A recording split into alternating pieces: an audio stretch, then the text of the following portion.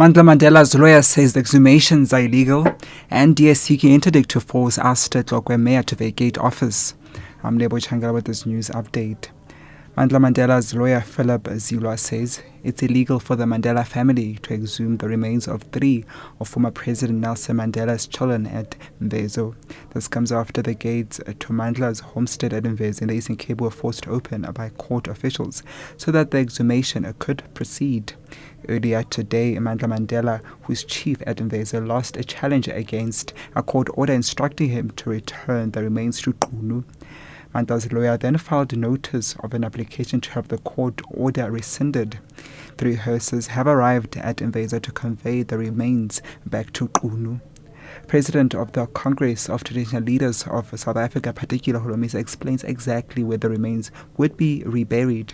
The last decision is that they will be buried now inside the homestead yard of Madiba in Qunu, not at their original site. The DA in the Northwest is seeking a court interdict to force Tlokwe Mayor Maphetla and his mayoral committee to vacate the offices in the Potchefstroom-based council.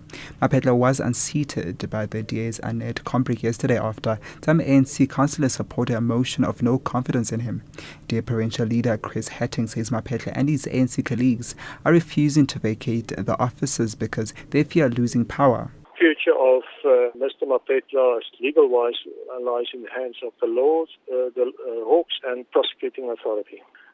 We know that the ANC is very reluctant to lose control of power, to lose control of financial resources, and the ANC is very, very scared to hand over power because of what can come out of investigations. There is clearly a plan to remain in power and not to allow the councillors who are pressing for a clean administration to debate the issue in the council.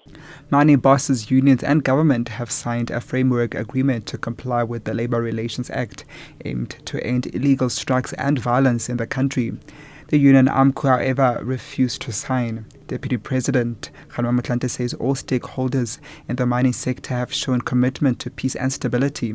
Motlanthe is confident that AMCU will eventually sign. AMCU requested that they have to go back to their members and that they are not going to canvass content of the document. Content of the document is agreed to.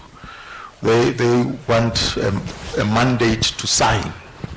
And so they will revert back to the Secretariat, because we have a Secretariat, as I indicated, consisting of DGs. As I indicated, that the idea is for this forum to meet once quarterly. And the head of anatomy and histology at the University of Stellenbosch Medical School, Benedict Page, says all cadavers are treated with respect and dignity. This comes after the family of former Black Springbok rugby player Gibson Gaolayo recovered his body from the medical school recently.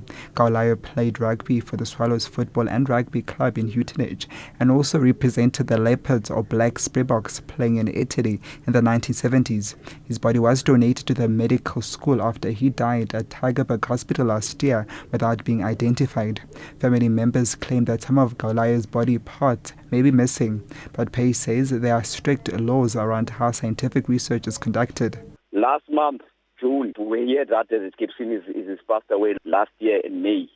Then we went to Tygerberg, and then we heard they've used Gibson's parts for the school at the university for the new doctors that are learning.